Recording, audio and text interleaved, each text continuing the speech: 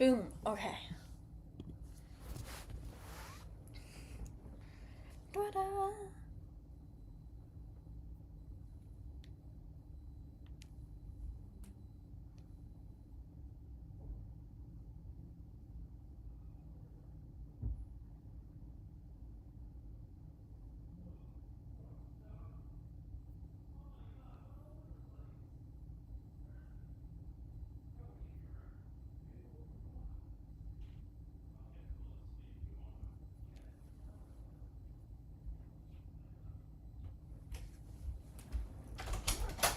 Felicity Dad has requested that you tie up the dog and put him near his poop.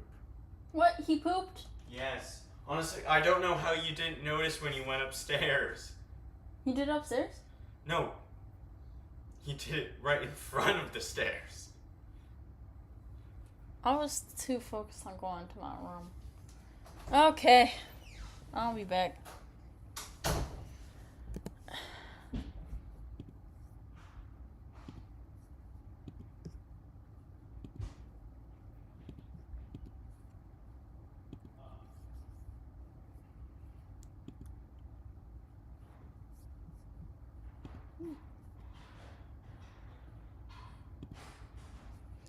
Okay.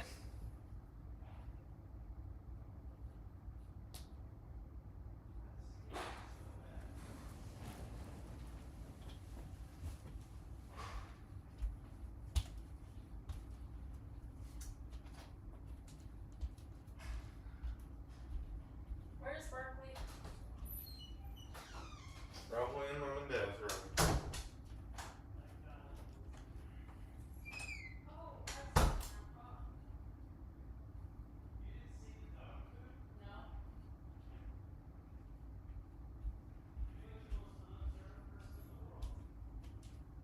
Or a person who didn't wear their glasses.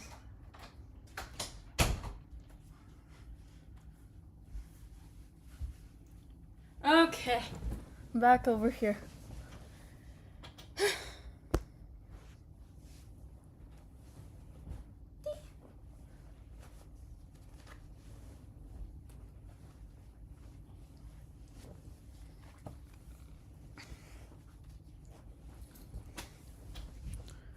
Okay. Slowly with hesitant steps, I approach one of the large caliders that connect to countless cables. It's foggy and it's hard to make out what's inside, or if there even is anything in the green fluid. A low, weird growl comes from inside when I step closer, and I immediately retreat, my heart hammering in my chest. What I see inside, what I see everywhere. Okay, hold up. Actually, maybe I should start doing a recap. Okay, a whole recap of what we've done so far. Essentially, I'm a person who has amnesia, and then while trying to fix our ship, and get some parts for our ship and stuff like that, I realize I'm a prince from regaining my memories from Vex. While trying to get a CD so we can get off of the planet without a guard seeing us, I end up realizing that Vex may possibly have been brainwashed. Vex being an old friend of mine. And then Vex goes, oh, hey, yeah, they find out that they need to go on to Oron, where we found out from June that he was experimented on and probably traumatized in, and and Vex was like, oh, hey, since I'm connected to Zovac, a dude who had killed my entire family, my entire royal family, was like, oh, yeah, no, you can't do that. At least not without my help. I can do it. I'll help you. And so they're like, okay, we can go. And they end up flying onto this place, and currently we are in this little experimenting place placing bombs so we can blow a lab sky high so Zobat can't use it. The same experiment place that June was in. And to go over, June is the gunsman of the ship. Cal is the captain of the ship. Aya is the pilot of the ship. Rai is the medic, and then Bex is the childhood friend. Bash is the engineer, and I am the navigator, with sort of like a iffy, like I'm still learning kind of thing.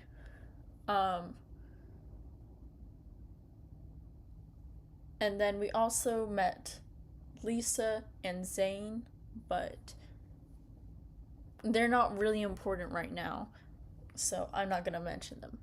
But if you do want to know, they are like these people in this bunker who are part of two different gangs who joined alliances with each other to kind of like help fight off the Kamari. A low, weird growl comes from inside when I step closer, and I immediately retreat, my heart hammering in my chest at what I see inside, at what I see everywhere. There's a person in there, or what used to be a person. I think its limbs are too long, its muscles too stretched, its face is completely covered by a large metal mask with a tube connected to the top of the cylinder. So it is so cool, but like horrible what they did, but so cool. And they are everywhere. Every cylinder has someone inside the room. Further in has countless of these creatures behind the glass windows, faceless, sharpless creatures, deformed and deprived of all humanity. It's hard to breathe. It's hard to think in here. My ears ring lightly and my breath gets labored. I'm on the verge of a panic attack. I can feel it, but just as I'm about to lose it, my companion's voices drag me back to reality, and I struggle to focus on whatever it is they're talking about. You okay? June, you should wait by the door with Vex. Shut up. Bash and Aya widen their eyes at the tone in June's voice. My panic long gone when I see the contorted look on his face. Even Vex by the door has a serious look on his face, his hands hovering near the panel to open and run if need be. This place shouldn't exist. This place should have died with him. What are you talking about, June? June punches a monitor on the desk closest to him, smashing the screen as if it was made of a thin layer of fragile glass, and he doesn't look at me when he replies, his eyes fixated on the cylinder spread around the room. I can't tell if his eyes are gray or green anymore, and I can see Aya and Bash taking a careful step back.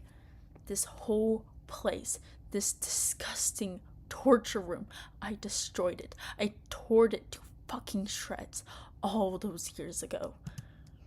I killed all of them with my bare hands. How did they rebuild it? How the fuck did they know how to replicate the procedure? How dare they? June is trembling. His whole body is tense. The rage in his voice is palpable. He's not even speaking to me, but it makes the hairs on the back of my neck rise regardless. He tears his hand out of the smashed monitor, his knuckles cut, bleeding a blood that's green? No, it's red, but it glows faintly in a green color, almost as if it's alive. Could it be that he'd been experimented on so much his whole body is different than ours? Mumbling to himself, he shuffles through a stack of folders on the desk, flipping through them like a madman in search of something. Stopping and tearing a page out of one of the folders, a murderous look on his face. Mother! What? I asked under a breath, unsure of what I'd heard. He couldn't possibly mean. So that bitch survived. With a dark chuckle, he pushes the stack of folders to the floor. His eyes are entirely glazed over with a green fog now, and I'm not sure June still is aware of our presence here with him. Nothing I can't fix. Dude, this is not funny. We gotta plant a bomb in this room and at least 3 others places on this floor. We gotta do it now. That's what I was thinking. June, please. These bastards think they can use people as their guinea pigs. They think it's all justifiable as long as it's for the greater good. Yes, they're right. They're right, because this is exactly why I'm going to murder every single thing in this room. One monster walking around is enough. I don't need any company from the defective freaks in this freaking lab. Ooh. June's fists are clenched on his side. His body seems bigger somehow. His muscles more pronounced, shoulders tense and hunched forward. But it's not that catches my eye. It's the green. The gray in his eyes have been completely overtaken by the bright, sickening green. The veins in his body glow, trailing a blazing green map over his skin.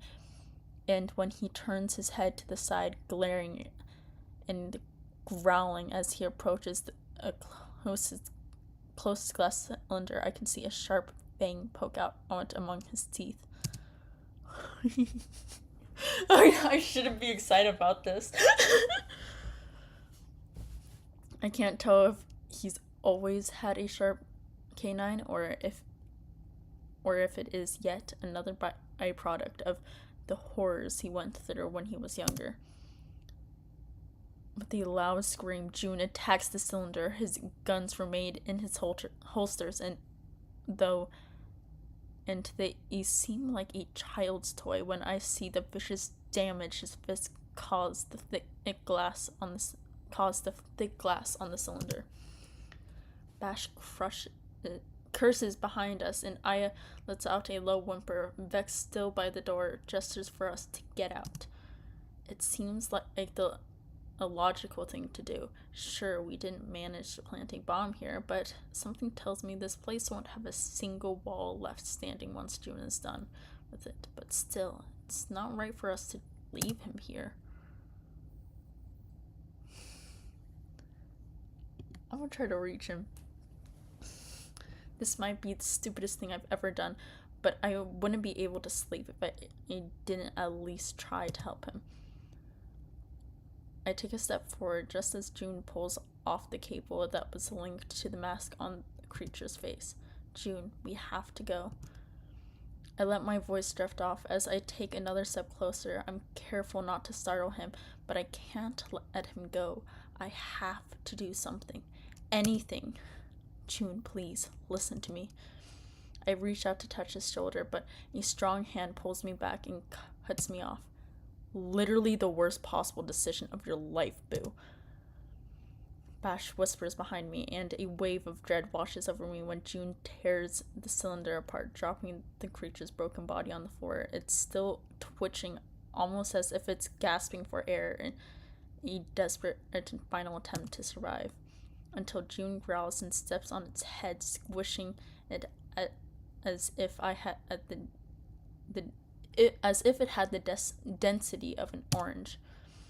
Gasp escapes me at the sight, and I cover my mouth with my hand in an attempt to muffle the sound, but it's too late. I'm sorry, I don't know. I shouldn't laugh at this, but it just... I'm not laughing. June, you're okay. I'm not laughing. This is meant to be a serious moment. I'm not laughing. June looks over his shoulder at us, holding his head with his clean hand. Green veins have spread over to his face, making the bright green in his eyes all the more pronounced. But more than that, there's a murderous look on his face, pure and oh my gosh, unabashed rage stretches his features, and I can't fight the chill that the sight brings me. Get him out of here. Go and place the other bombs. I'll meet you soon. But I'm fine, Aya. This is what I really am. I'm only sorry you all had to be here to see this. My heart aches at the shame etched in his voice, but there's nothing I can do to help. There's nothing any of us can do. I get it now. This is something he has to deal with himself. Else he won't ever get the closure he needs. There are so many things I want to ask him, so much I want to know, but we can do this later. Don't worry about this room. I've got a bomb with me, and there won't be anything left standing in here before I plant it. Bash gives him a sharp nod and pulls me out of the room in a rush, with Aya hot on our heels. Seeing June like that was certainly not what I expected, and I'm sure Aya and Bash were just as shocked if the look on their faces as they guide us towards the next bomb location is any indicator. Bex is probably just as shocked, but when I turn to check up on him, I catch him sneaking away through a side door with a determined look on his face. I really, really shouldn't do it. I sigh, slowing my steps enough so I and Bash won't hear me sneak away as well, and I follow Bex through the same door he went. The whole thing with June is still haunting me, but I push those thoughts away. I can hear the sound of metal being racked in the distance, and I can only hope he'll catch up to the others soon. But right now, I have a runaway to worry about.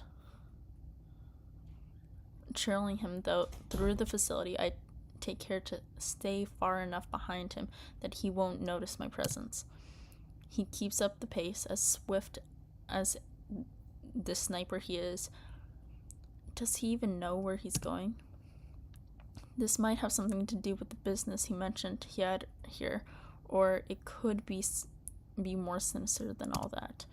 When I turned the next corner, I lost sight of him. Shit. I keep going in the one direction, hoping I'll find a clue in one of those deserted corridors, but all of them look exactly the same. Just about to give up completely and try to find my way back to the others when I stumble around the next corner and I see it. A door. Enormous cylinder door. And it's standing half open. I creep towards it cautiously, my senses on high alert. There are no sounds, nothing but an eerie silence. The air grows thicker the closer I get to that foreboding door. Slipping through the entrance, I find a set of grated metal stairs leading down as far as I can see. I step down into the darkness, my heart beating beneath my chest like the wings of a tiny hummingbird.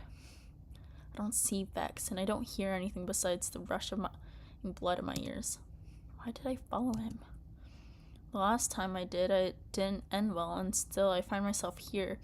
This is a trap. I can't say I don't deserve it. When I emerge from the stairs, letting my eyes adjust to the lack of light, I hit a ramp that goes down further still. The cavernous cylinder room engulfs me on all sides, dark, sterile, and utterly hopeless in its appearance. Okay, why is this kind of cool though? Like all of these rooms, they're kind of cool.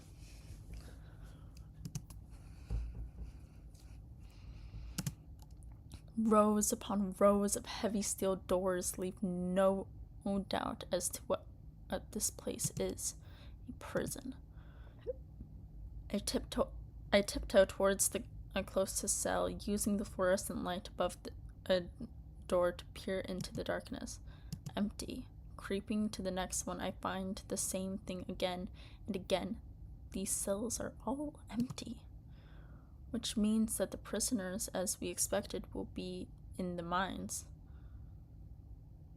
I can only pray that each and every one of them was evacuated during the alarm. Ugh! A growl and then a thump echoes through the space and rumble off the metal walls. My heart picks up.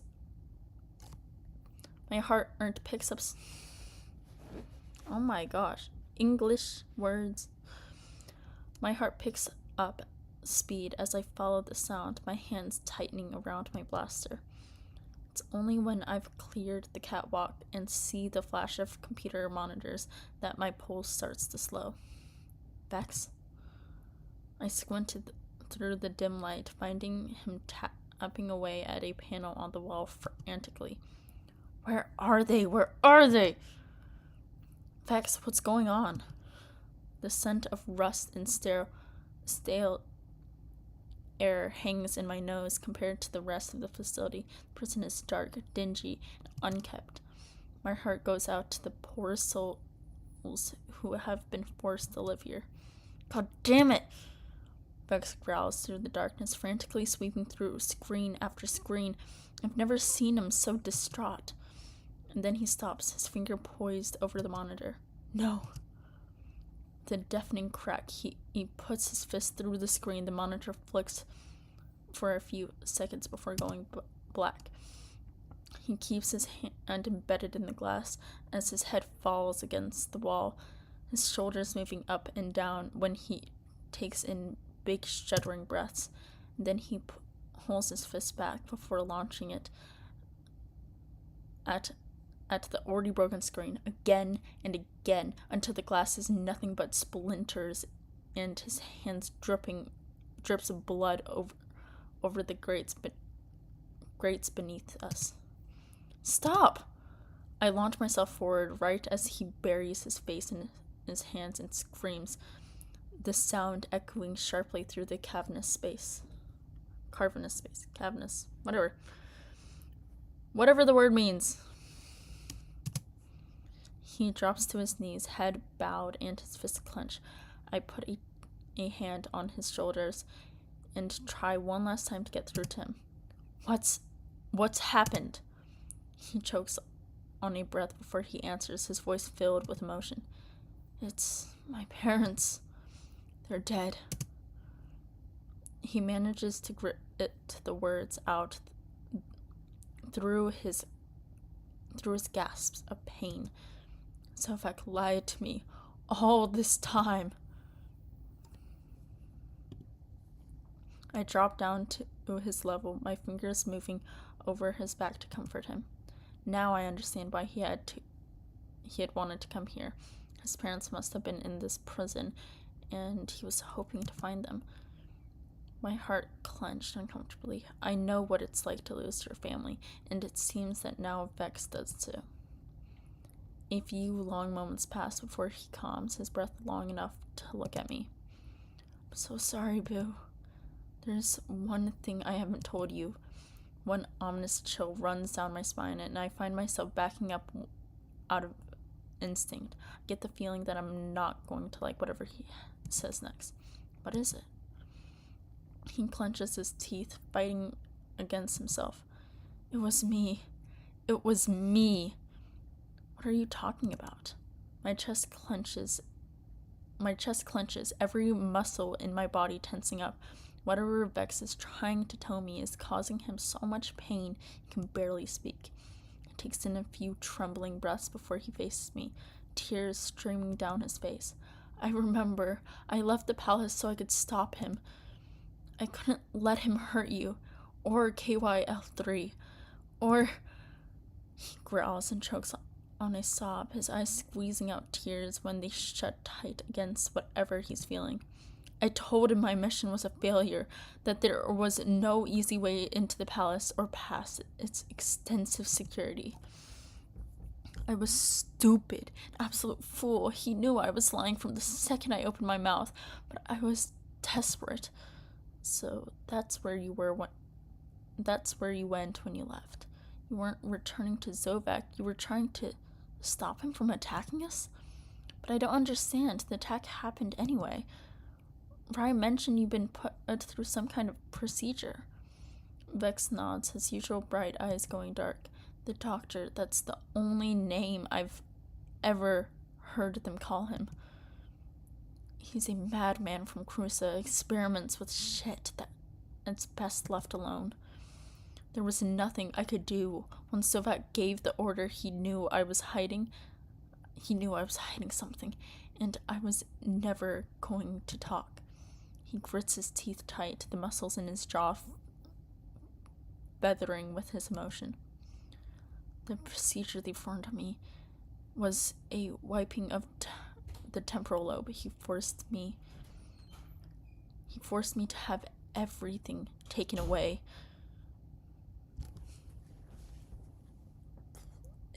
If I find out that he was the one that killed, like, he was the one that had his hands and killed everyone, I'm gonna crash out. I'm going to crash out. What I felt for you was gone, and I told him everything. He takes in another breath, composing himself well enough to explain. I told him about Nerissa, that what she was planning, how I was working with her against Sovak to strip the Kingbears from his throne. She would have done it too. She had allies. She had taught. A flash of something savage, something strange washes over him, and I know he's struggling against himself. I step closer and speak quietly, urging him on. What happened to my sister's plans? Sovak was forced to strike first. As soon as he learned what Nerissa was planning, he riled everything he had to take them, all of you, out. He bows his head. Oh my gosh. What the freak? My phone flashing. Anyway, he bows his head towards the gate, overcome with grief. I told her she had my loyalty, and I meant it. I asked her to trust me, and when she did, I betrayed her. But you didn't do it willingly. Sovak forced you into telling him what she was doing. Before that, you really were on our side. He nods, but something still pains him. As I got closer to you and became friends with Nerissa, I knew there was a better way to bring stability to the system. That's why you were working with Sovak in the first place, for his version of the system. Not entirely. I did it for my parents. When I was 14, they were brought here to this prison. They ran a small tech repair shop in the Silver District, and when their taxes became too much to keep up with, they were snatched to a life Travis. Children, come down here, please. working the Orient mines. I was recruited to the Kamari under the pretense that we would save them, all of them. I will be back.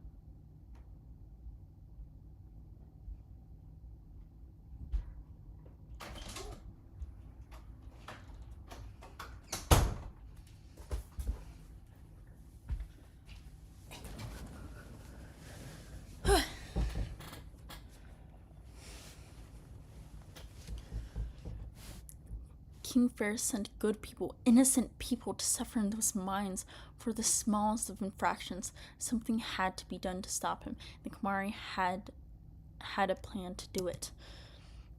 But Narissa, I knew that she was better for the people, that she would be a fair ruler.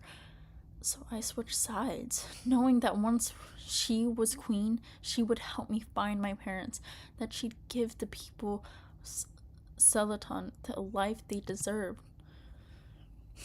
Your father was never going to be harmed. Narissa would have had him dictated the throne by amassing a force against him. But she needed more time to set the pieces in place. Sovak was close to striking, so I left to buy her that time. She had no idea what I was doing. My mind swirls with confusion, roars and roils against everything I thought I knew. How did I not see what Narissa was planning? Narissa hated our father. Why would she bother with addiction when she could have just killed him? She may have hated him in theory, but she cared about him too much to see him harmed. And besides, what kind of standard would that set for her reign? I can't explain why, but I almost feel betrayed by my own sister. I don't feel betrayed, really.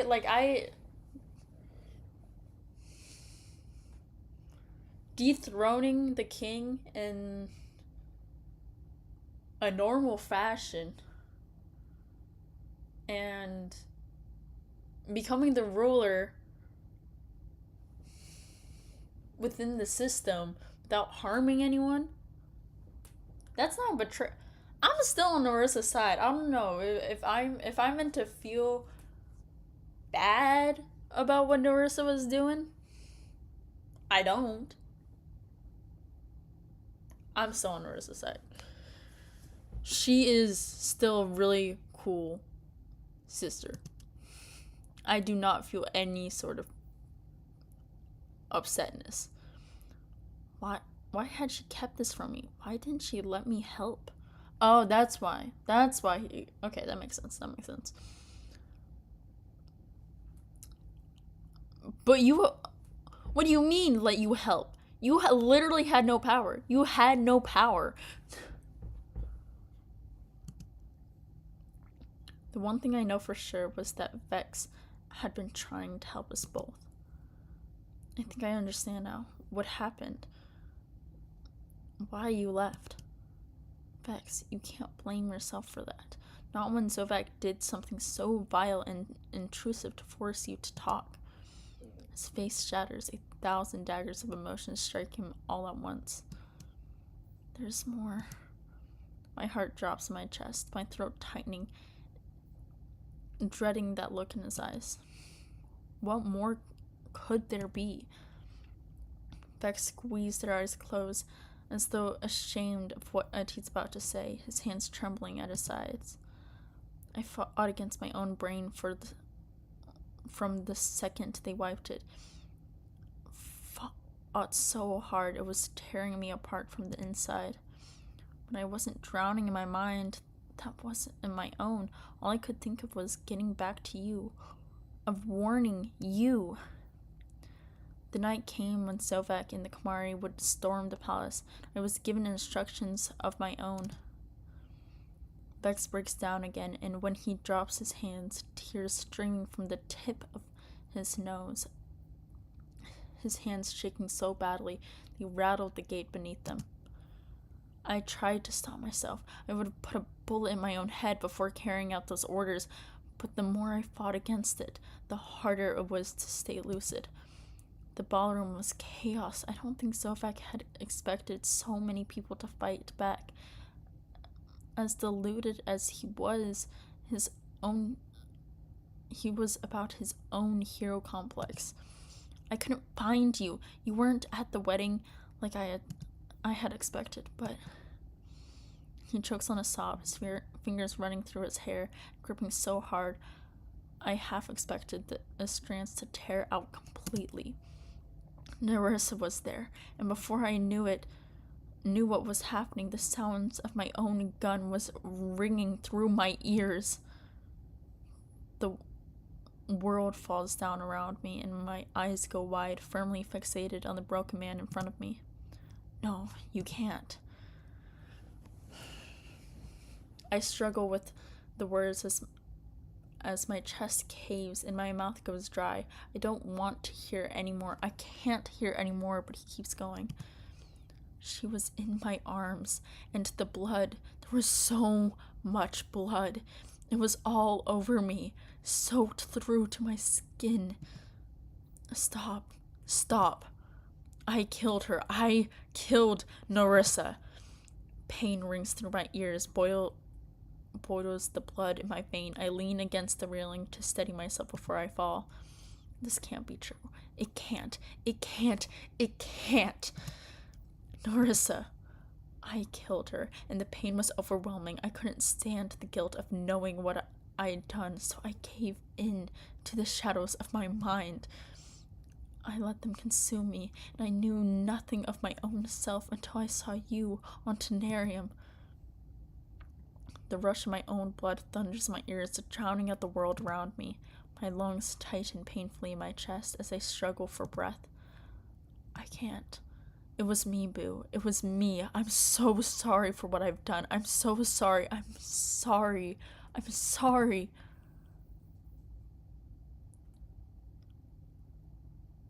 You're right. I feel like the worst thing to say is, you're right, it was your fault, because it wasn't. He had no control over it. I still can't say it's okay. I'm not gonna say it's okay because he killed someone. But it's not his fault. Um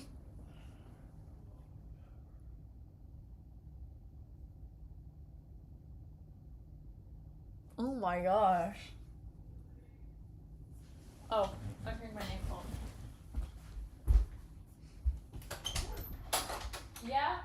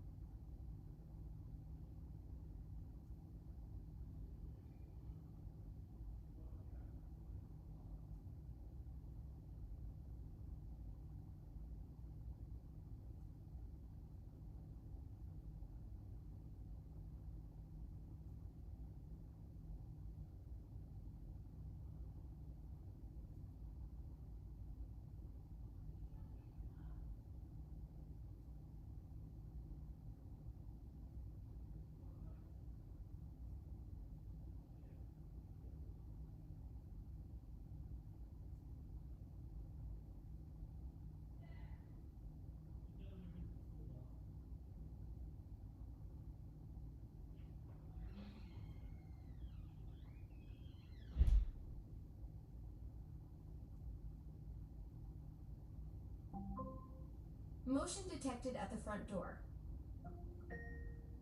Motion detected at front door.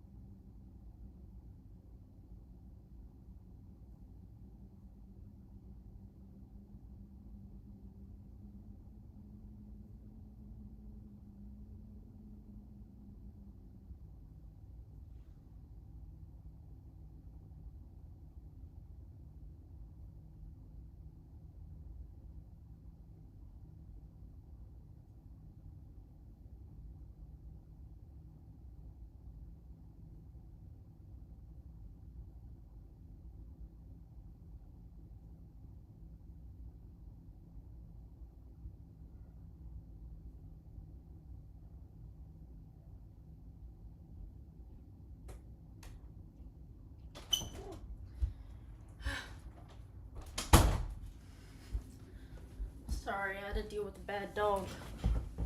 Ugh. Okay.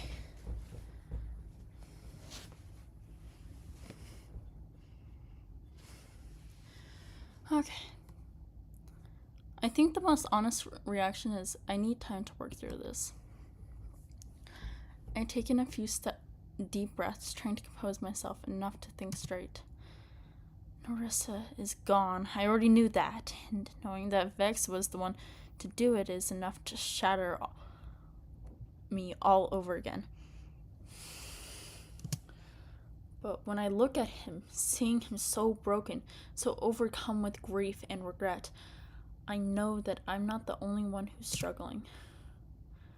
I know that you didn't mean to do it, but that doesn't mean it didn't happen. My sister was everything to me, and I never expected that it would be you who took her from me. He looks at me stunned, his voice shaking when he speaks. You should hate me. I can't forgive myself. I don't blame you, Vex. I know that it's so Vex doing, but I can't be near you right now. He nods in understanding, his head bowing towards the floor. Nothing matters now. My parents are dead. Narissa is dead. What else do I have?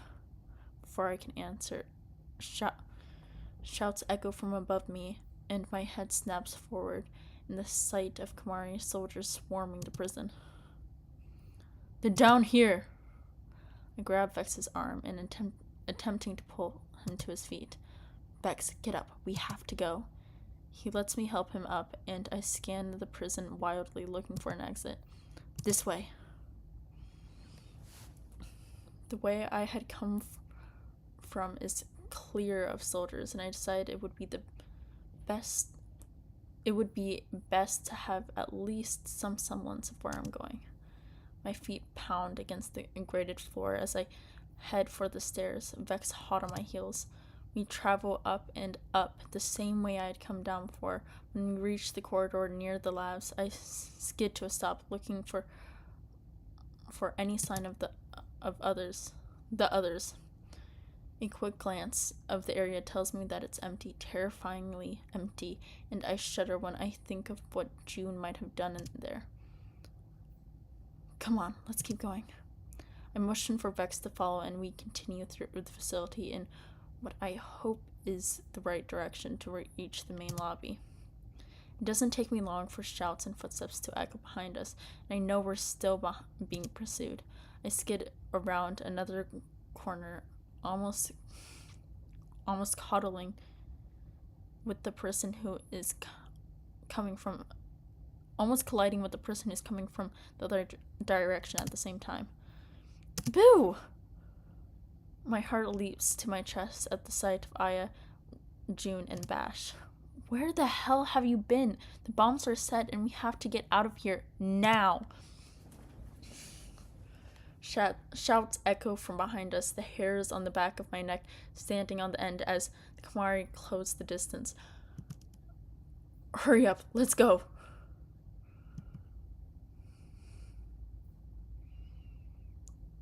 We race through the corridors of the facility, following June's lead and trusting him to get us out of here in time. My feet pound the luminescent floors. At this time, I'm not worried about keeping quiet because they already know we're here. I only hope that we can cause enough of a distraction to keep them away from the bombs. Aya's headgear illuminates and Keldrin's voice can faintly be heard through the earpiece. Aya, what the hell is going on? We've evacuated the mines. It's time to go. We're coming. Just hold your goddamn horses. The horses have the horses have well and truly left the stables. Get your asses out here before I come in and haul you out myself. All right. Picking up speed, we trundle through the corridors and race around corners, pushing ourselves to keep ahead of the Kamari. We at last reach the lobby, and I have to put a foot firmly down to avoiding colliding with Bash as he comes to a sudden stop. When I look past him, I see what exactly is blocking our way. Hands where you can see them. We're blocked from both the front and rear by Kamari soldiers. The half moon. Oh my gosh. Inside. I've read this before. And Sinjo on their back, armor giving them away. There aren't as many as there were on Cruza, but there's enough to outnumber the 5 of us. 4-1. 4-1. I followed a suit of the others as they raised their hands and soldiers stepped forward, presumably to disarm us. Before they can take more than a few steps, gunfire screamed through the whole floor, and one of the soldiers crumbled to the ground. A second shot is fired, taking out another soldier, and a third and fourth fall forward, revealing an extremely smug-looking assassin in their stead. How did I know? How did I know? Thought you could use some help. Really, that's the grand entrance you choose to make? Let's just get this done. What, you wanted grander, right? Damien and Cauldron and Rai fight their way through the Kamari towards us, while the rest of the crew take the back line. Though he was a broken mess just 5 minutes ago, even Vex takes down a pair of soldiers, sweeping one of their guns and finishing them both off with ease. By the look of fury I see flashing his face, I can tell this is some kind of step towards revenge for his parents. Distracted by the others, I don't realize until it's too late that another soldier is heading straight for me. A weight sends me spiraling to the ground, knocking the wind from my lungs, and when I scramble backwards, I find the soldier descending on me with a blade of his sword. Pulling my blaster from its holster, I take aim and shoot. The blast hits him in the stomach, and he stumbles back, the sword dropping from his hands and landing on the floor with a clatter. Nice! Bash breezes past and finishes him off with a fist to the face, throwing me a wink as he passes by. The Tarian is alight with a battle as each of the crew faces off against our enemies, vastly outnumbered but willing to fight to the death. I glance around wildly for where I can help, but before I can make a move, the ground trembles beneath my feet. A ripple goes through the entire floor, followed by a deep rumble, and then a deafening sound of an explosive booming through the building. Oh, I forgot about the bombs. Oh wait, that is beautiful. Hold up. I'm sorry. During this moment, I end up glancing out the window, and there's like a beautiful sunset. That is beautiful right there. Okay, anyway. The floor behind me caves in, taking the soldiers with it. Everyone get the hell out of here. I push myself to my feet and run as fast as my legs will take me, fearing the sounds of destruction lapping at my heels. I fall hard, launching out in time to grab the edge of the crumbling floor as I fall against the pit, hanging by only a thread. Despite my better judgment, I look down and immediately regret the decision. Among the rubble below lays the broken bodies of Kamari soldiers dead in the dust. The drop alone is enough to kill me, enough to tear the breath right from my lungs. I'm going to fall. I'm going to die. In these last pronounced moments, my thoughts turn to only one thing.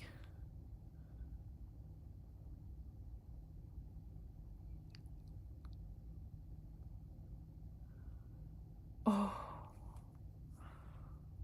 Oh no. Oh no.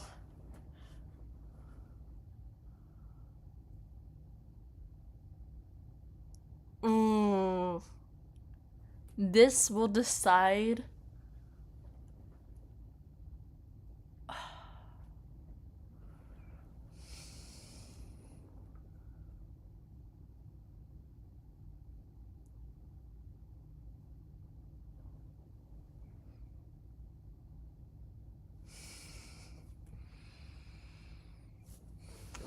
Ooh, okay.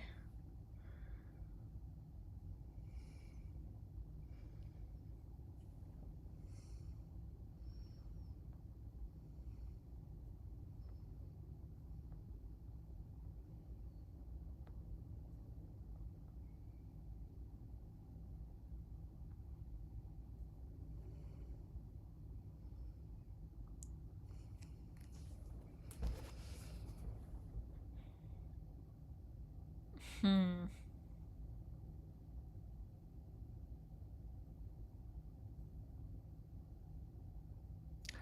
Because it's saying that it will determine your romantic interest for the rest of the game. Choose none if you wish to play a non-romantic route. You cannot change your choice after it's made.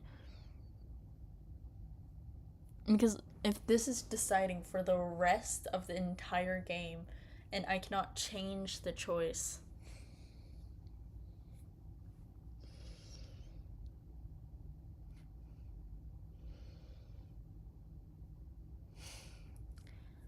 I'm really interested to do Vex. I'm so interested to do Vex.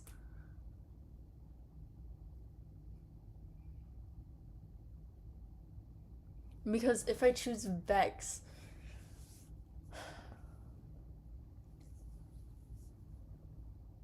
ooh. Because this entire time I kept going Rye. But now I'm thinking about Vex. Because Vex.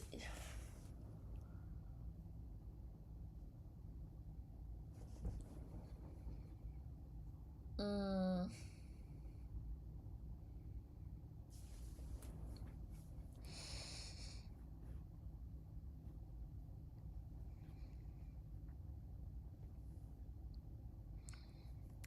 I think I'm just gonna I'm gonna choose Rye. I'm sorry, this is my choice. My thought turns to Rye and I can't hide.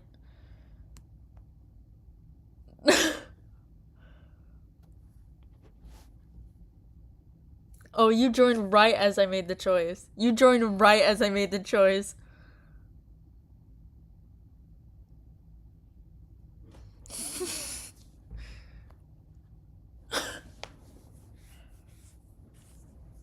No surprise.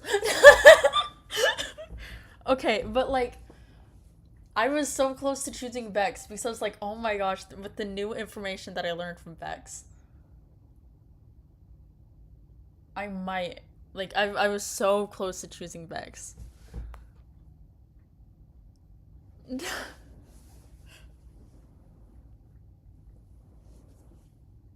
Because, like, if I. Mostly just because I think it would be so interesting.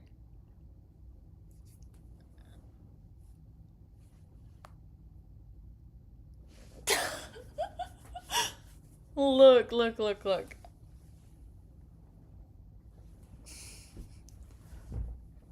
It's just because it's like for the longest time I was like, nah, Vex, you in the doghouse. Vex, nah, I don't like you, Vex.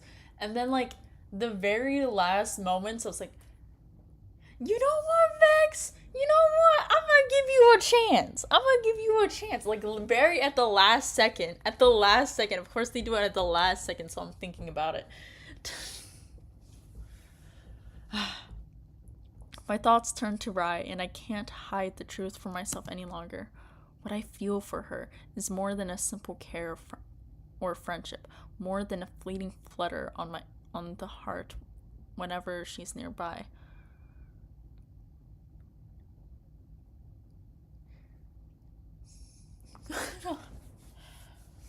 Actually, no, I did tell him, I'm gonna think about it. We'll talk about it later. You're still in the doghouse for killing my sister, but I'm gonna think about it.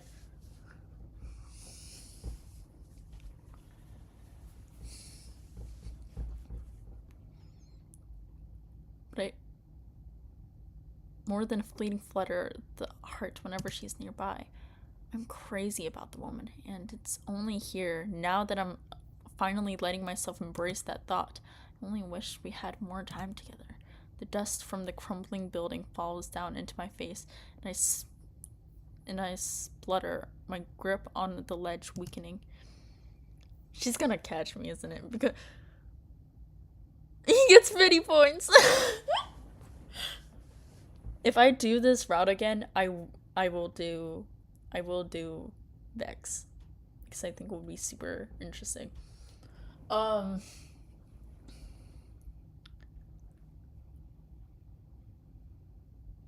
have a feeling that based off of who I chose, they're gonna have her catch me. She's exactly. The sounds of shouts drift down to me from above, and I can only hope that the crew made it out okay. I wish I could know that Rye made it out safely. My fingers grow numb and sweat dampening my palms. This is it. This is the end. When I lose my grip completely, my stomach lurches and I cry out, squeezing my eyes shut in the hopes it will make the final impact quick and painless. Nope, it won't, because, as a person who thought about death a lot, I did a lot of research. And so what I learned is that you don't actually die right away when you jump and fall and hit your head. Because every single time in movies and shows, they picture as they just die instantly. You're not actually dead very instantaneously. You will sit there and you will be feeling the agonizing pain of falling from that height. As you die, you will feel yourself losing life. And you will stay there for a good few moments. And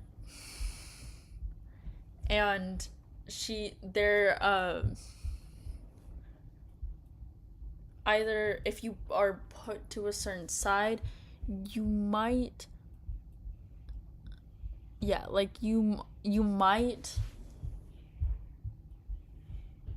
they might be able to keep the blood flow in you and save you. It's a small window of chance that you are able to be saved through that.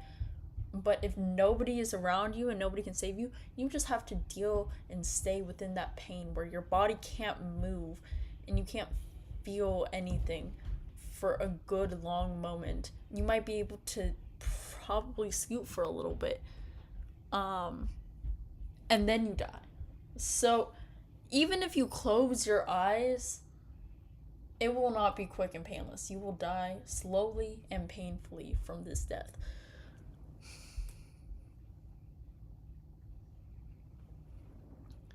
It depends on how you're dying. Because I think in most cases, hearing is the first to go. But,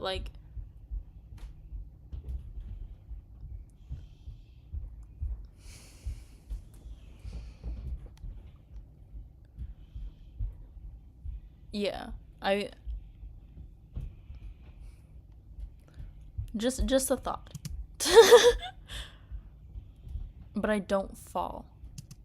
Something grips my arm and my legs frail beneath me as I hang suspended over the pit below.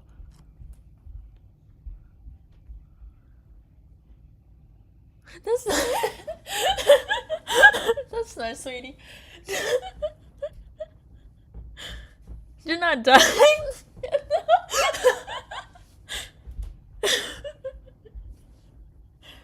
I'm like, well, maybe if I close my eyes, it'll be painless. Actually, no, it won't be that pain. Because what happens when you...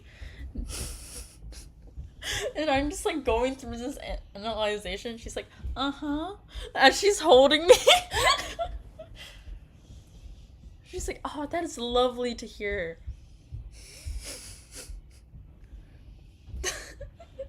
Honestly, as I'm talking about this, she probably would bring in her medical experience. Like, well, actually, if I do somehow reach you, and I would be able to save you from the bottom if you fall down, and...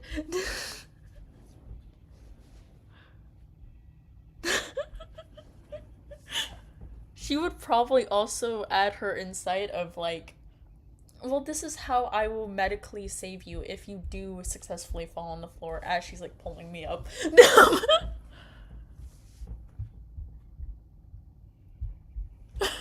done.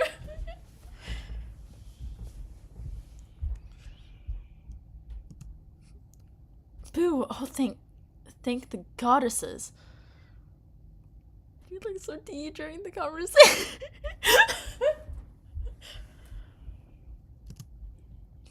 My heart swells as my eyes snap upward, finding Rye leaning over the ledge, her grip the only thing keeping me from dropping into the pit below. I would like some tea. Can it be chai tea? I like chai tea. As if my very thoughts have manifested her, and she's here, her golden eyes burning with determination. Take hold of this. Rye manages to locate a steel beam once a piece of the roof above that is falling down in sections. She lowers it down to me, and I grab hold with some effort. She manages to help me get up high enough that I can pull myself out over the edge of the pit.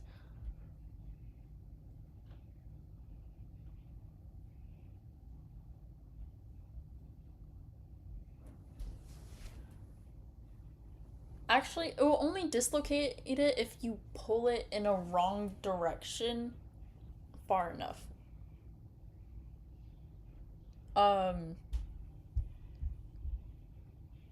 Actually, no. You would be able to. Hold up. Alexa, if a body is straight up and straight down, and somebody's. Are you asking about physics or body position? I'd be happy to help clarify what you're wondering. Well, let me finish the question first. Jeez. Okay. Now, if a body is straight up and straight down, and somebody is holding one of your arms as you're falling from the depths of hell, if somebody caught you mid-air and your arm is straight up and you're about to fall down, would that dislocate your arm?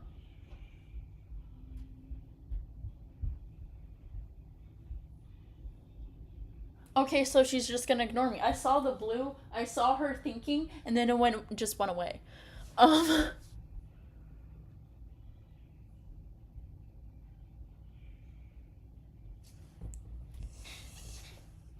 Alexa, if the body is falling from straight up and straight down, and you're like falling down, and somebody grabs your arm in mid fall before you fall to your death, could that dislocate your arm in some sort of way? Yes, a sudden grab while falling can produce enough force to dislocate the shoulder or elbow, especially if the arm is extended or rotated. Shoulder dislocations often result from a fall onto an outstretched arm, and elbow joints can dislocate under axial loading combined with rotation. You can dislocate the arm. Thank you. Actually, you can dislocate your arm, especially the shoulder, when a sudden force like a fall pushes it out of the socket. Falls onto an outstretched hand or a hard hit can cause the humeral head to pop out, resulting in a dislocation. Thank you. You're welcome. Glad I could help clear that up. I didn't need the extra information, but we got it. Okay, so you can dislocate the arm if they grab it in a sort of way where it twists, and you can do it especially in the shoulder or the elbow. So,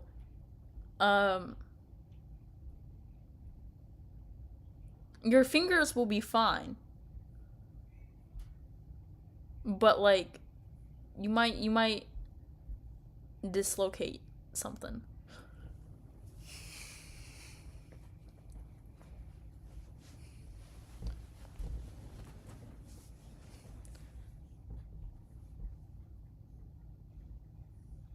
Yeah. My dad saw how the doctor because us as kids kept dislocating our body, because we were not safe. We would do stupid crap. Um, but like since our bodies kept being dislocated, my dad watched how the doctor undislocated the kid's body and was like, "Oh, I know how to make this cheaper," and he just did it himself ever since. So every single time we dislocate our bone, he knows how to just pop it right back into place by just watching the doctor. um, because he's like, I'm not paying for all of those doctor visits. I'm.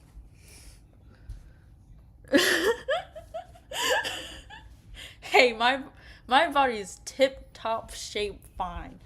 I am okay.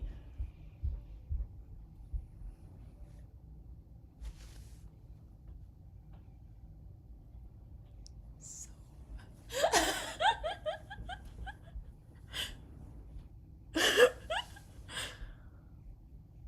To be fair, my dad was trying to be some sort of doctor when he was younger, so he did go to college to try to become a doctor, and then he realized, oh wait, um,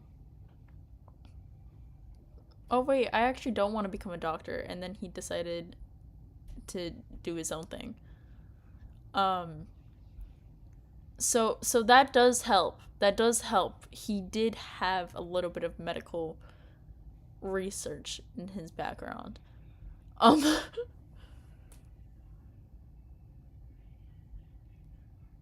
you're giving Jason.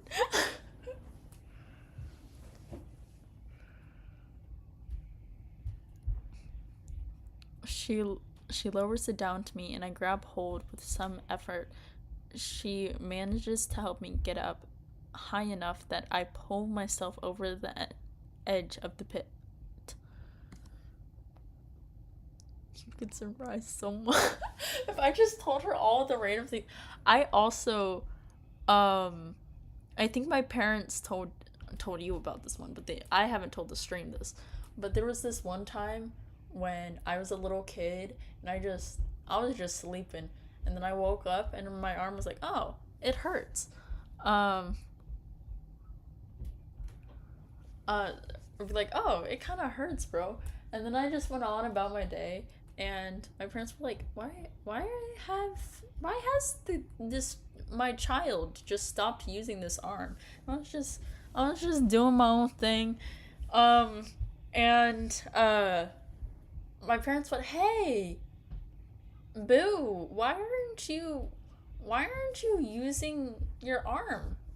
And I'm like, oh, it hurts. And they're like, okay, okay, what do you mean it hurts? Like, is like what's going on with it? And I'm like, oh yeah, it just hurts when it moves. It hurts really bad. Um, and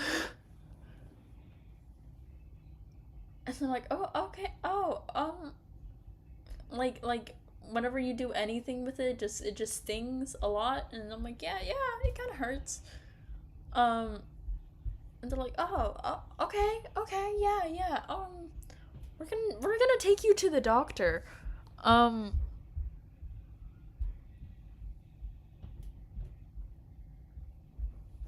and then like they brought me to the doctor, and they're like, oh yeah, they fractured their arm. Like the bone has been fractured.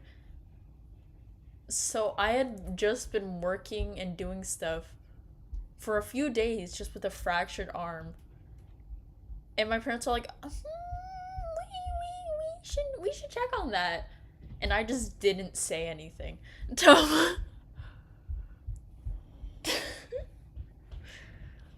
So yeah, no, Rye would be concerned with me.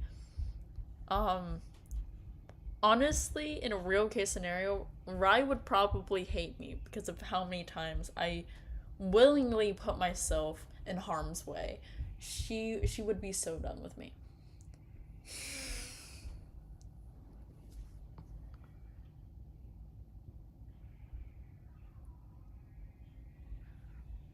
She probably already is. She probably already is. She just eventually she's just gonna put me in bubble wrap, man. I just have to walk around in a bubble wrap suit.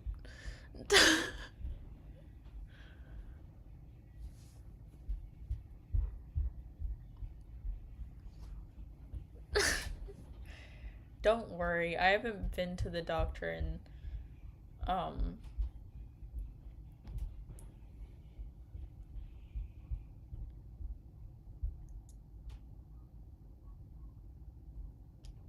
when was the last time I've been to the doctor?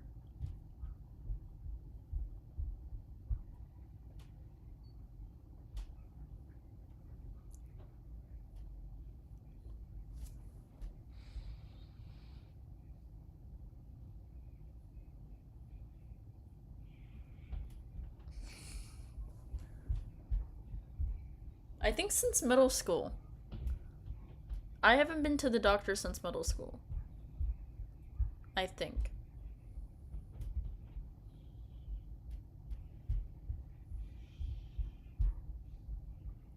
Unless we're counting during COVID when I had to get this shot, but we weren't really in a doctor's place. We were like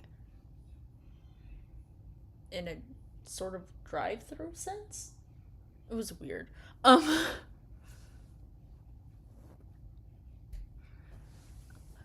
I don't need to go to the doctor. I'm not sick.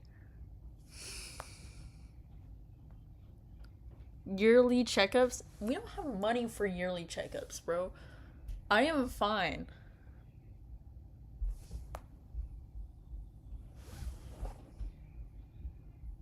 I don't need yearly checkups. I got my flu shots. I got my tetanus shots. I got my I got my COVID shots. I got my COVID shots. I have all the shots I need in my little bloodstream here. Um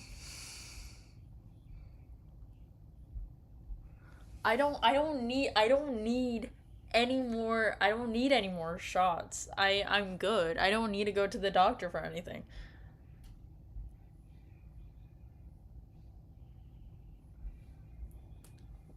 We don't have the insurance for that, bro. Do you know how expensive it is? Do you know how expensive do you know how expensive it is to get a checkup these days? Exactly. We don't have the money to pay for that. Okay, well, you have to do once a year for 4 kids and 2 parents.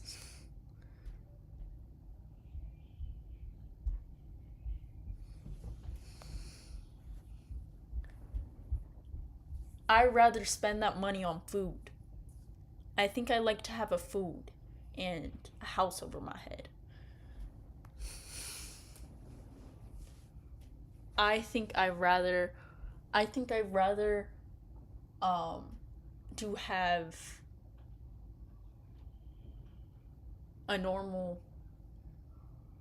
life.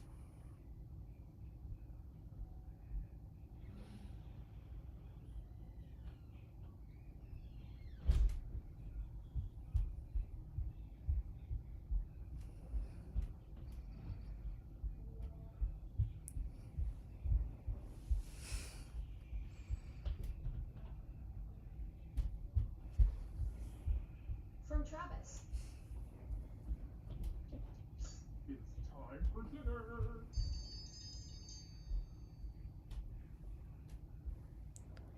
I didn't order anything for dinner, so I can keep streaming.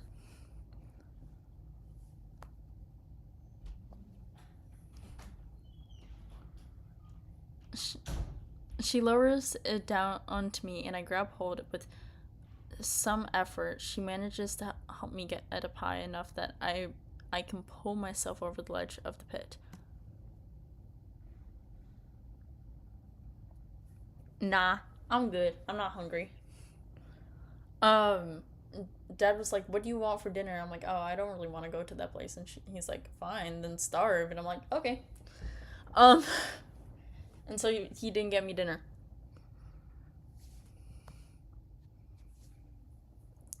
I'm not hungry. I'm like not hungry.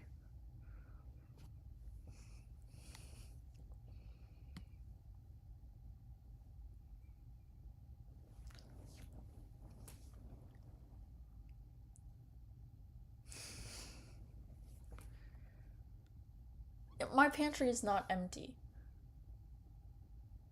But like I'm good. I'm not hungry.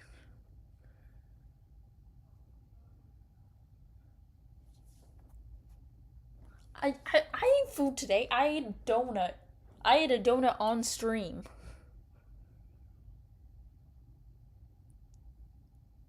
Like I don't know how many hours ago, but I ate a donut on stream.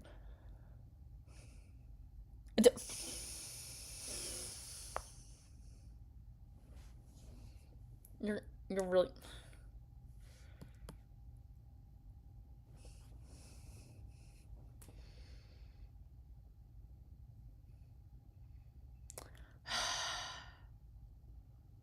fine. Fine. Fine. I'm gonna go get a snack. Also because I need to untie the dog to the door. Okay.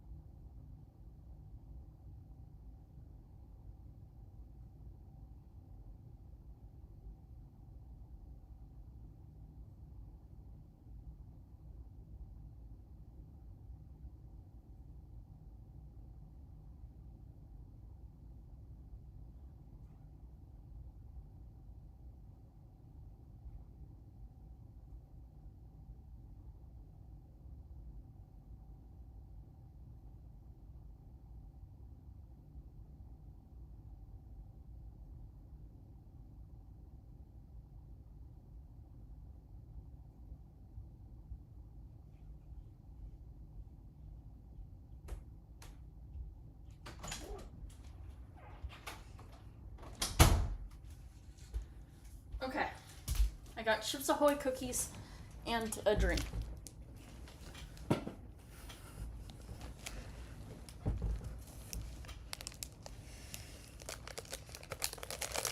Hello. Ow.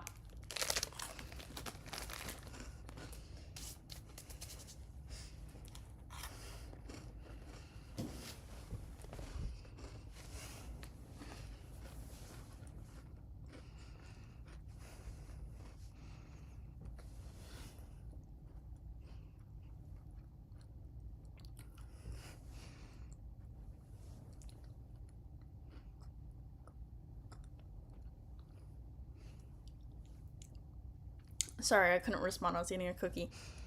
It's good. Um,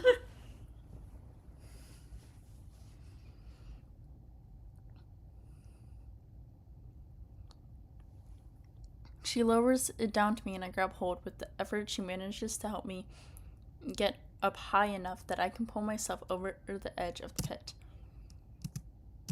Oh no. There we go.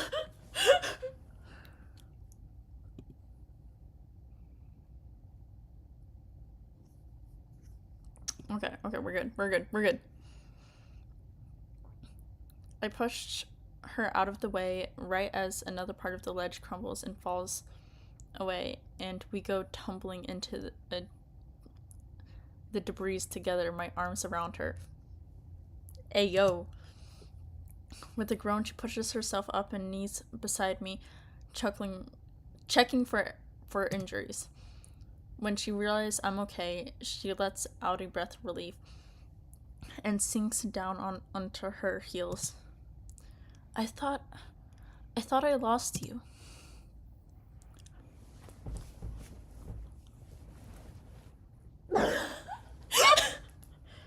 Bruh. You're not gonna give me this option right at... What the heck, bro?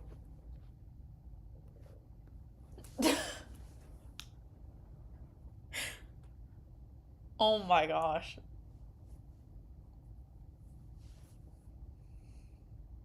You know what? I have to at this point. If we're thinking realistically, she saves me, helps me, takes me out, gets me out of there.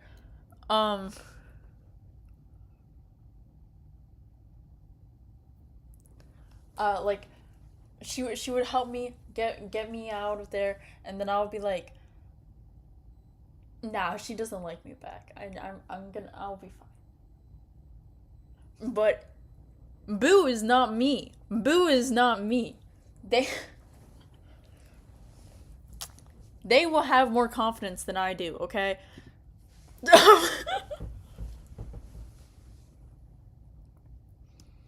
Pushing myself up into a sitting position, I raise a hand to her face, gently pushing her hair back from her dirt-stained face.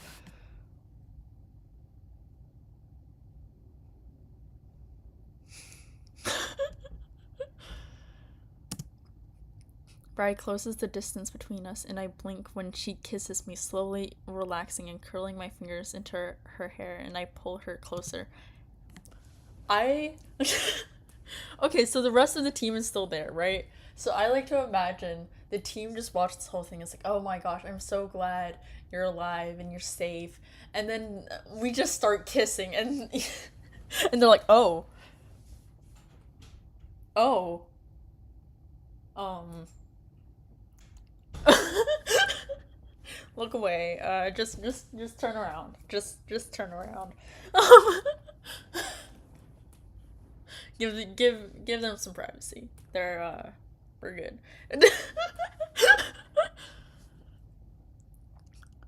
My body goes warm and my heart pounding like a hammer in my chest. This is hardly the time or place for this, but I can't help myself.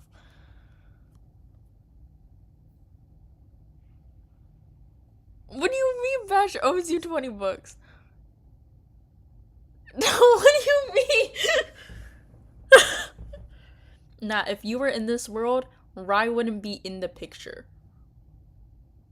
Rai wouldn't be in the picture. It would be you.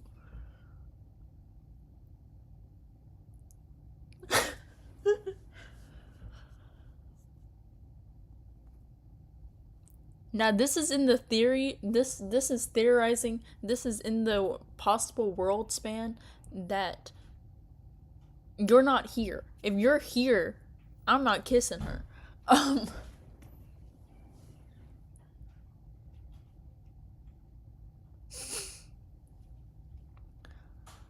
I'm just so relieved to be safe and to know that she is too.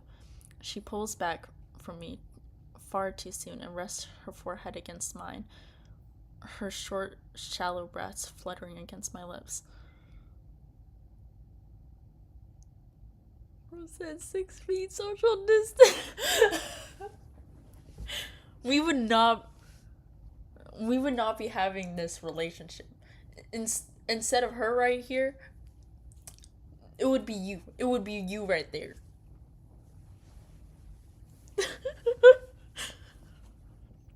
She pulls back from me. Yeah, I already read this.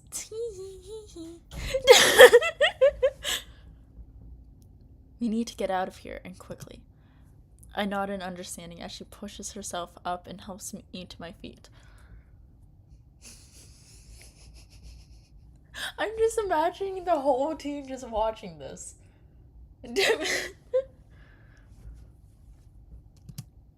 For the first time, I noticed the Aterium is clear, bodies scattered among the wreckage. The building groans with the aftermath of the explosion, and Rice grabs me by the hand. Quick!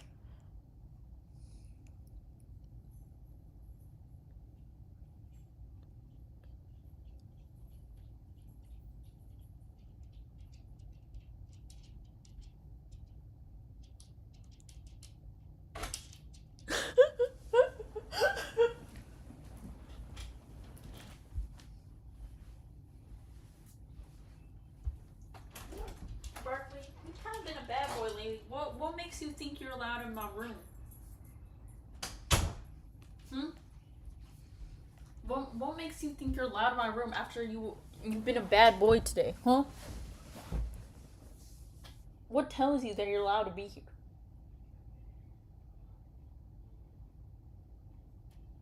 Come on, come right here.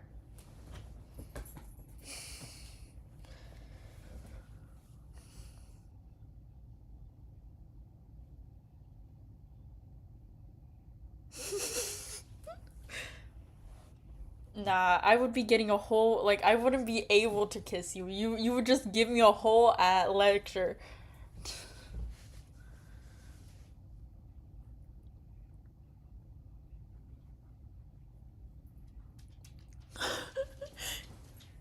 I would try to kiss you and you're like, hold up, nah, we lecturing. You're in trouble.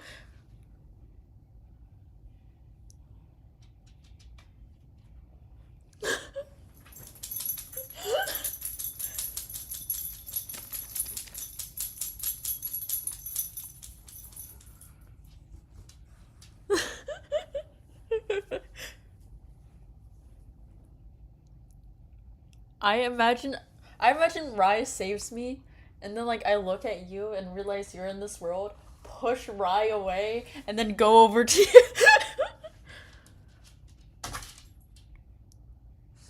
Run, run.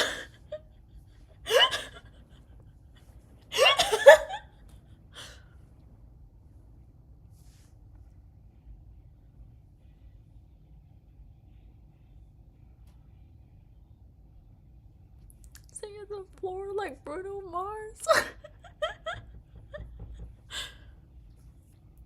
Look, I was in the back, okay?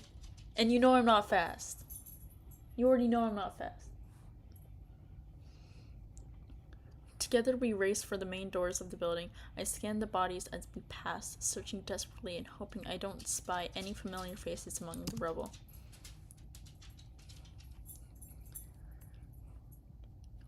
On the floor, run. I did not do those laps for nothing.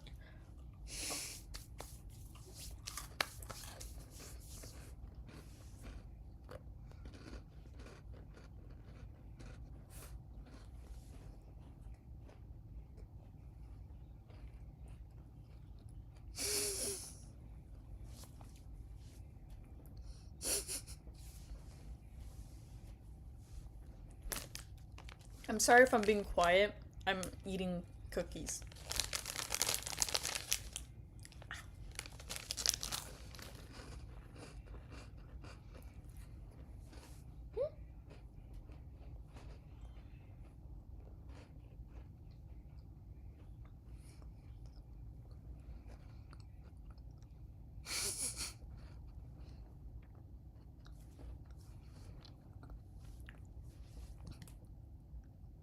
I like to imagine like the whole building is crumbling, and I go, wait, I'm hungry. I need cookies, and the whole building just stops crumbling under its feet, and I just eat. You've been a bad boy today.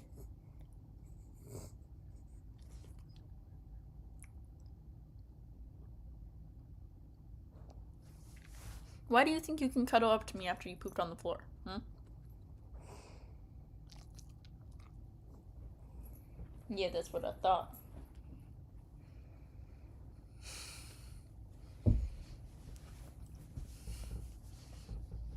As we hit the main doors, I've seen.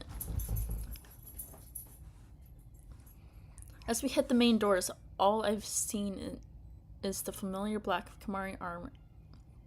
When we step outside, the late afternoon sun hits my face and warms my skin. A sigh of relief goes through me. The rest of the crew are waiting in the distance. Hold up! So the crew saw me fall to the possible pit of my death. And only Rai thought, I'm going to stay back and pull you out.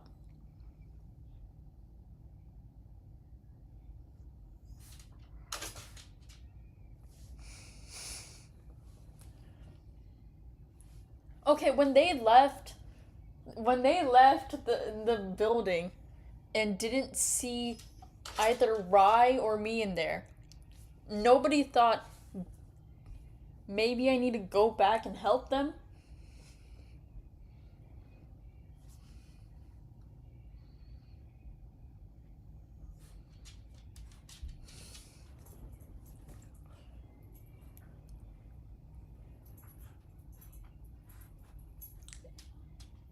Guys, it's on spot.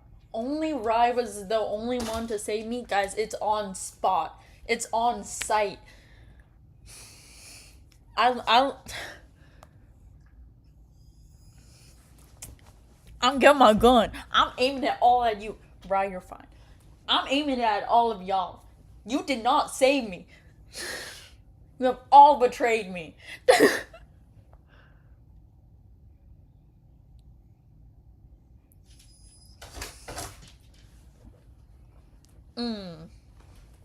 On sight.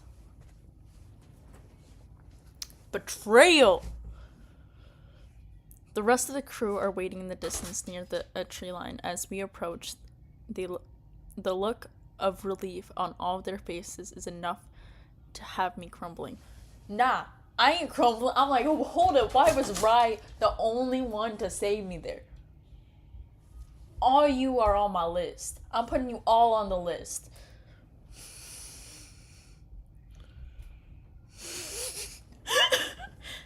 I don't care. They're going on the list. I'm putting you and you and you and definitely you over there. And you.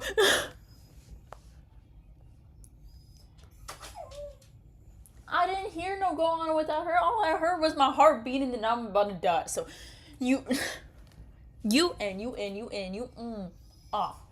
Rai is the only one who's not on my list. Barkley.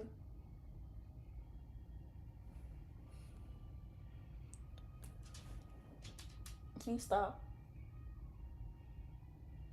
Do not look at me like that.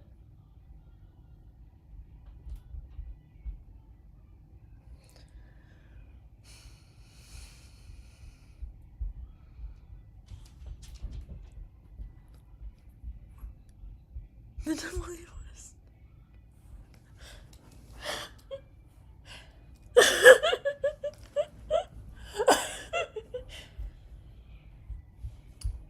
all of Barkley, you are also on my list. You're on my list, Barkley. You're gonna be my 13th reason.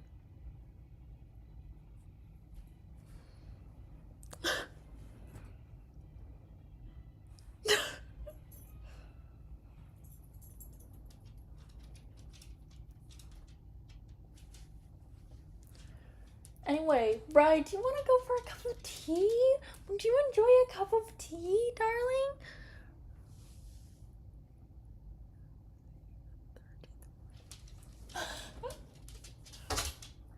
Well, if Barkley keeps scratching at that door, preventing me from streaming, he gonna be my 13th reason.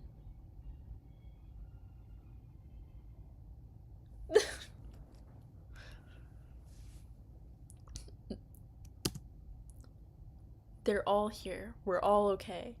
And you're all getting in trouble. You're all in trouble. I'm grounding all of you. You're not the captain. I'm grounding you. You're gonna be running 10 laps for a month. We doing this Mason style. None of you guys know the context until the ship comes out.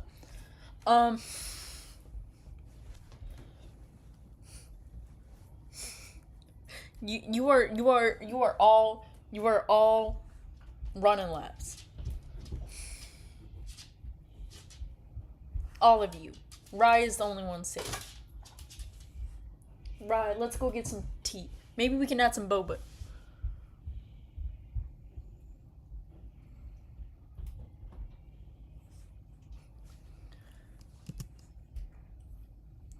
We need to get back to the ship and signal our new friends before a second wave of soldiers descend on us. Hold up, what do you mean new friends?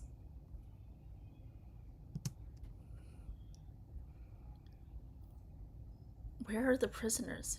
Did everyone make it out all right? They're in the valley, not far from here. With their help, we managed to take out their captors. Bex, your parents are probably alive.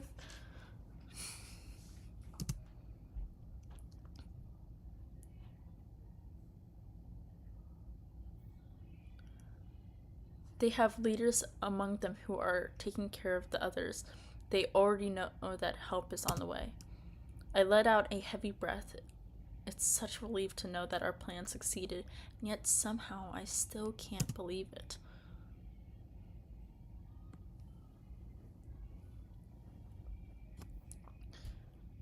It'll be dark soon. We should get back to the ship and get the signal out immediately.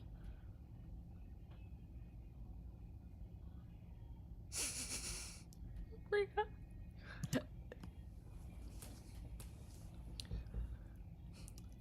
Let's stick to the forest. Will be harder for any aircraft to spot that way. Agreed. We stick together as a group as we head back into the forest, letting the trees surround and protect us like silent guardians.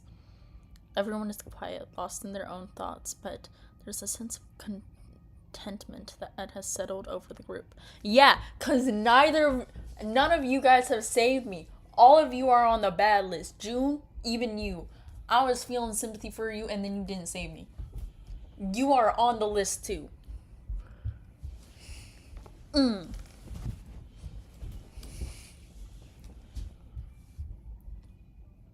I need apologies from each and every one of you.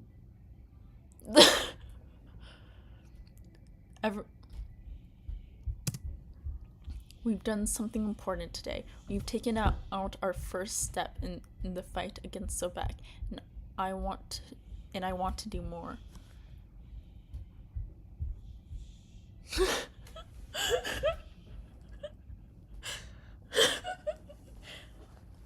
All of you are on site.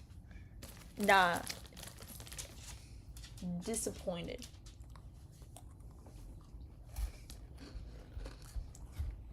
Everyone, I'm not even mad.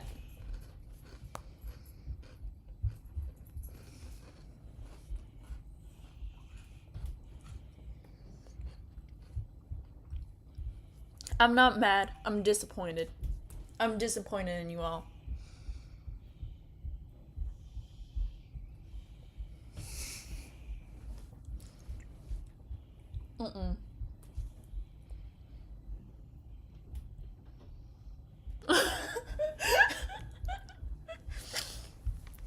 Disappointed in each and every one of you.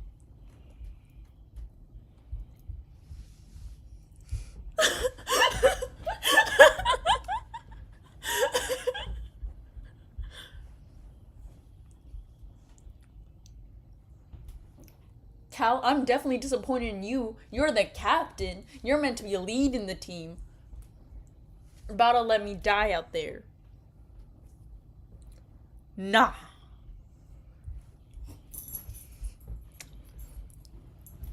Damien, it seems like something you would do. So I'm not.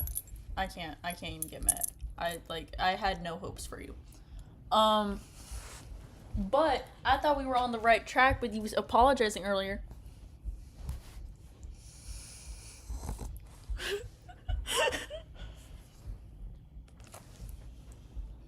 I thought we were starting to get on the good tracks, but nah.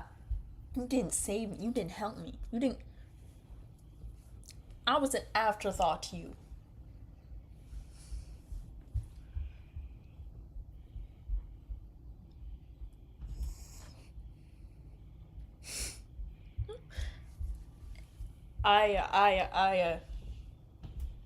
What the heck? I'm saying harem. We were buddies. We were pals. We were close. I thought we were hitting it off. I truly did. I truly thought we were hitting it off. But nah, you didn't care to even look back for me.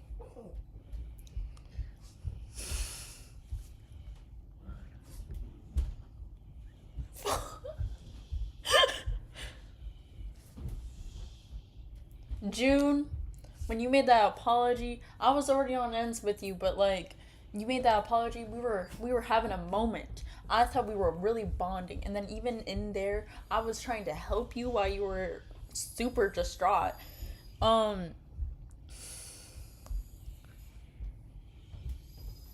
you didn't care. You didn't even look back. I thought we were on some sort of level. Nah.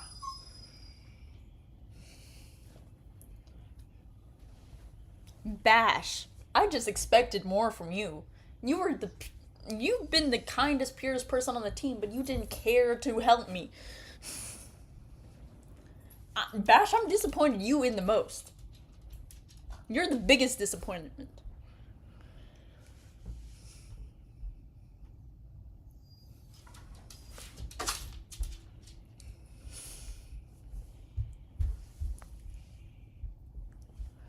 What moment?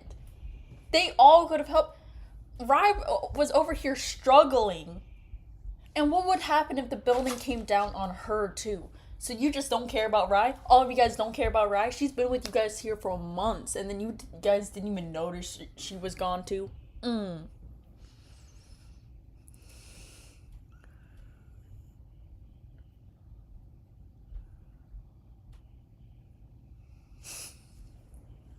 Nah. I don't care if Rai's a strong woman. She still needs some help sometimes.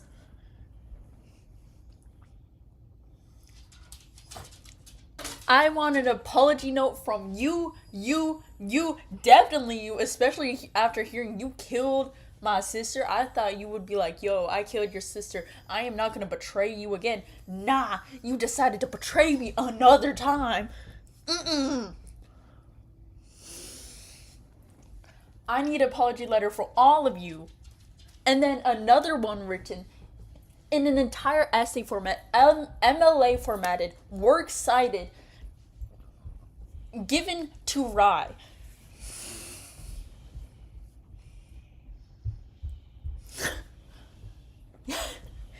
Begs, you got some working to do, bro.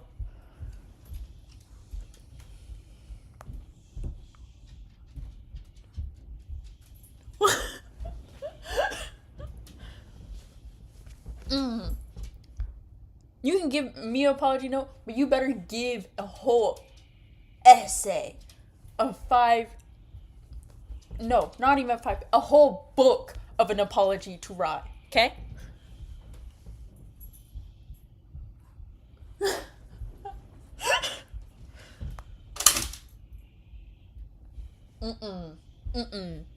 I'm done.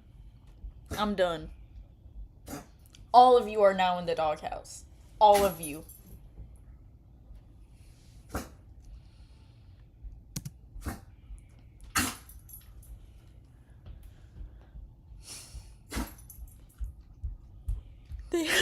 scolding the crew loud.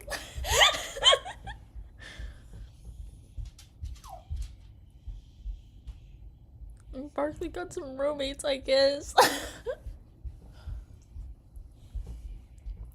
I want him to keep fighting until we're righted all the wrongs he's done to every single one of us. And by the look on the crew's faces, I can tell they feel the same way. They better be starting feeling guilty too. Didn't come from me. Thought we were friends. Nah, I guess not. I should have left you guys when you guys were all fighting off, and then I was over here telling Vex that I was willing to sacrifice myself for you. I should have just let him kill you. Instead of saying that I would sacrifice myself for you, I would have just ratted you out.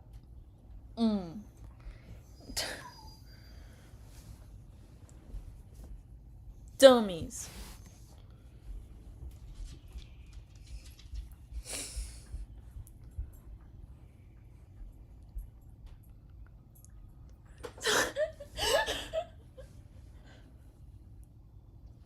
Like, Vex was over here trying to kill you guys, and then I was like, yo, take me instead. And then all y'all betrayed me.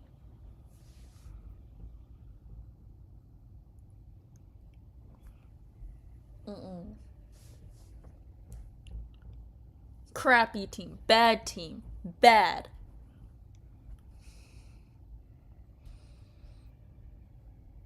No, the reason Barkley's whimpering is because all of you guys were about to kill his master.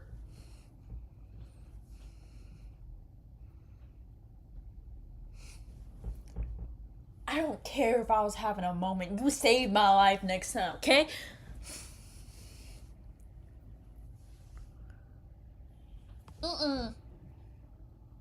Nuh-uh. I'm throwing my shoes at you and you.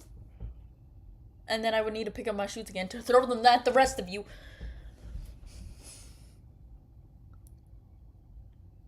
You know what? All of you, every single one of you are being kicked in the balls at some point today. You cannot escape it.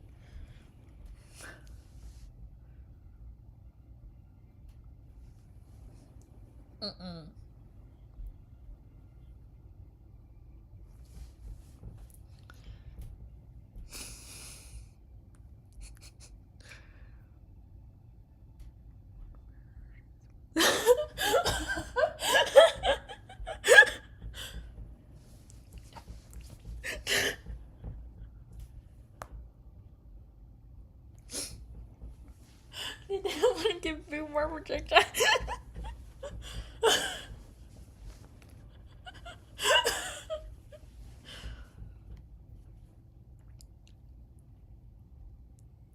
Even Vex is deep in thought, and I know that we wouldn't have made it this far today without his help, and I'm grateful for that. I would have died if it wasn't for Rai.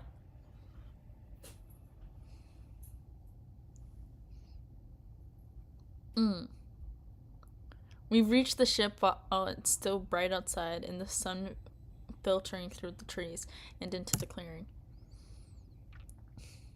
We need to send a signal in quick. Once the others have arrived, we can get out of here. And I'm gonna send a signal to you until it's engraved in your brain that you cannot betray me like that again. Bro's never letting that go. I'm not. I am bringing it up every chance I get. Where will we go? All right, sweet little baby. Hi.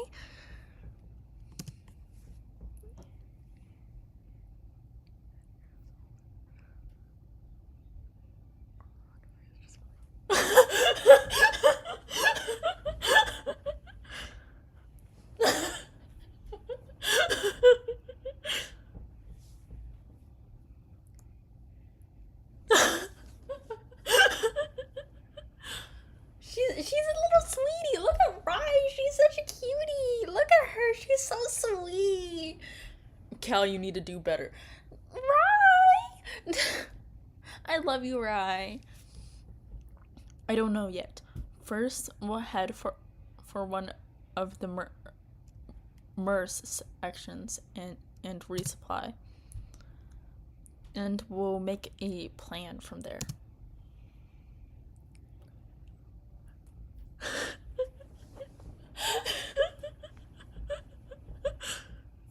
And Damien, you need to do better. You're back in the doghouse. All of the things that I forgave you for, forgotten. You're being kicked in the balls every single day now. All of that ruined. Getting kicked every single day. You wake up, kicked. You eat breakfast, kicked. You better get comfortable because this is your new life. I'll head back inside and contact the others. I hope they kick you too.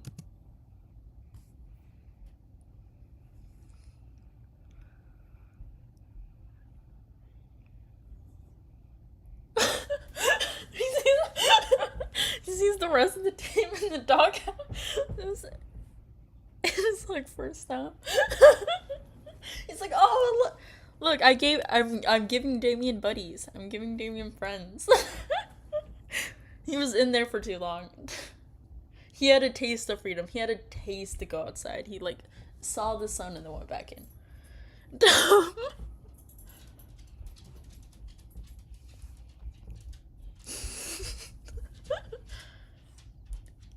I'll come with you.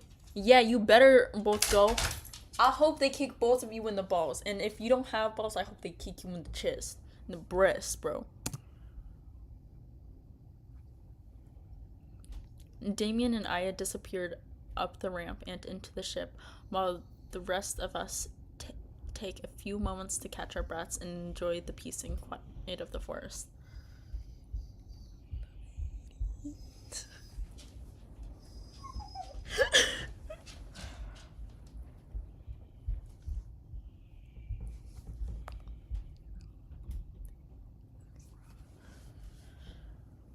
Nah, equal rights, equal fights.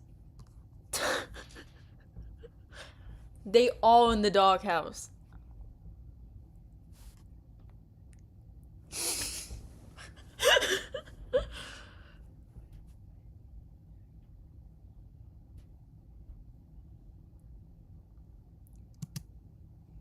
Oh, hi, Rye.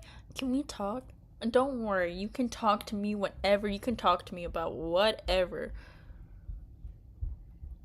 You can always talk to me, girly. Don't worry your little head. I'm always here for you. You are such a sweetie. I love you so much. Rye appears at my side, and immediately my heart pounds in my chest so loud I wonder if she can hear it.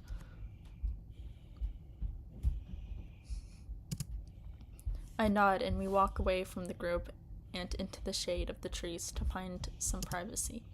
Slipping behind a pair of them, we lose sight of the crew, falling into a world of our own. After escaping from the facility and making it back to the ship, I find my adrenaline is slowly draining away, exhaustion beginning to dawn on me. My hands shake when I think of earlier. I'm so relieved that Rai found me when she did. I hate to think of what would have happened if she didn't.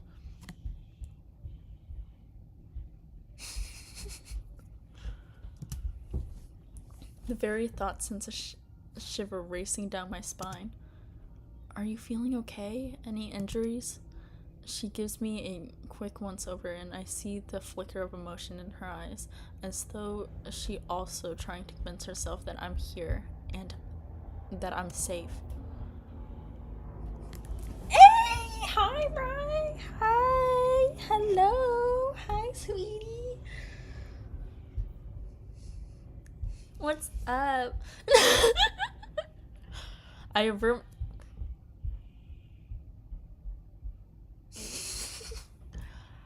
my eyes from her trembling gaze, feeling my skin warm. I know how I feel about Rai. My stomach turns, thinking she might not return the same sentiment. So, about me kissing you. Do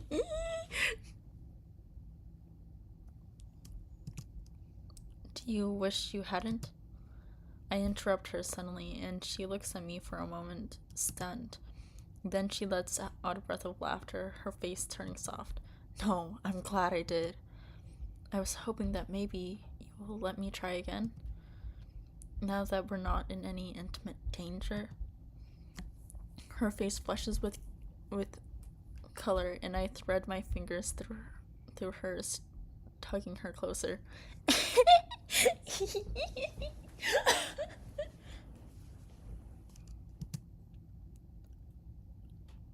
I meet her bright eyes, and when that soft smile of hers breaks across her face, I can't stop myself from returning it.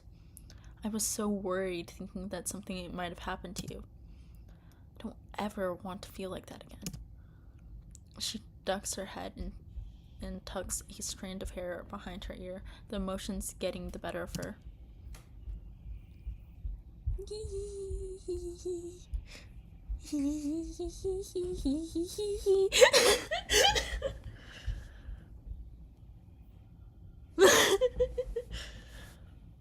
With a finger with a finger beneath her chin, I tilt her face toward mine before leaning in to kiss her. It takes all I have not to sign at the contact when her hands slip around my neck and pull me closer.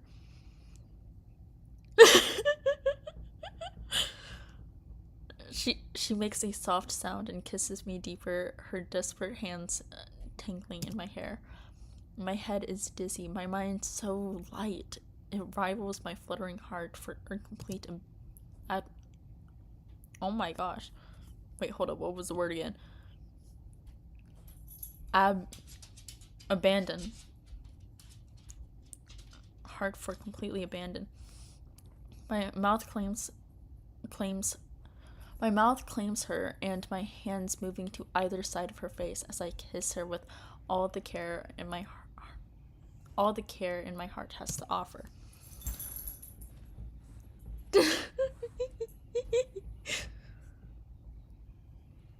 It's intense, it's electric, and when it ends too soon. When we finally break apart, I blink at her, those streams of sunlight. I don't want this to be over.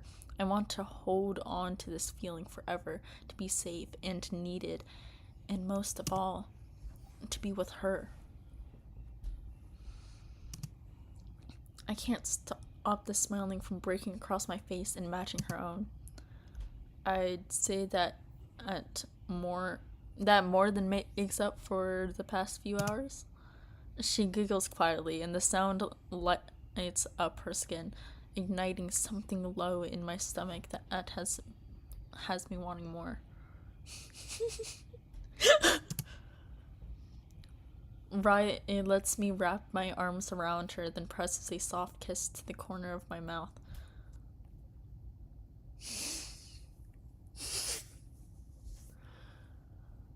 I'm the part of the reason why I'm not pausing and like reacting like I normally do is because I'm so focused on it. And so when I'm really into a scene, I just start what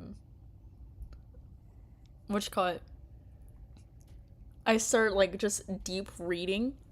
So I'm sorry if I'm not reacting, but I'm just so into this scene right now. Rai lets me wrap my arms around her, then presses a soft kiss to the corner of my mouth. I'm not sure. I think we might have to do it again. I don't know what this means, any of it, but I'd be lying if I said I don't like it. Our hands are still linked together when Damien struts down the ramp of the ship, yelling at us to get inside. Shut up, Damien! You're in the doghouse!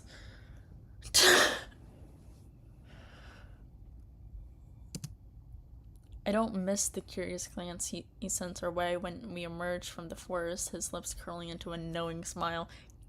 Go away! Leave!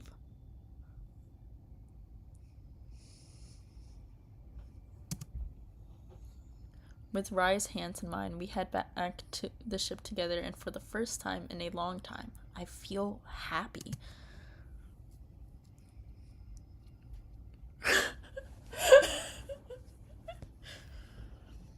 The late afternoon sun fills me with its last heat, and I know that when it rises again tomorrow, I'll be facing a different kind of day.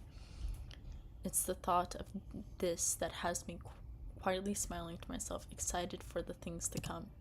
Until a gunshot. No! No! Shut up! Stop! Stop! Nah, we're not reading more. We're done. We're done. We're good. We're done. It's cookie time.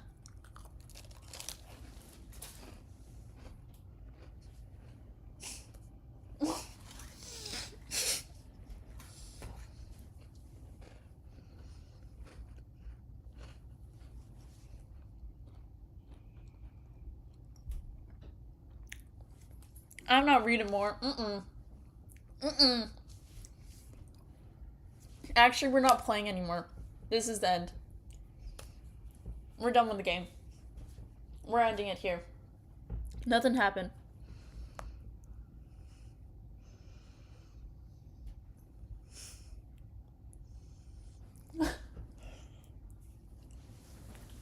Never playing this game again.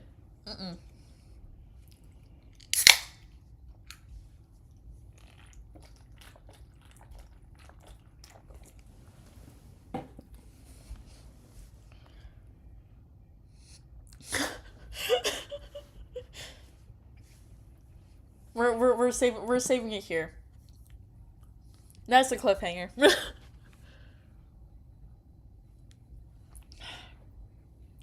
I'll continue playing. I'll actually continue playing.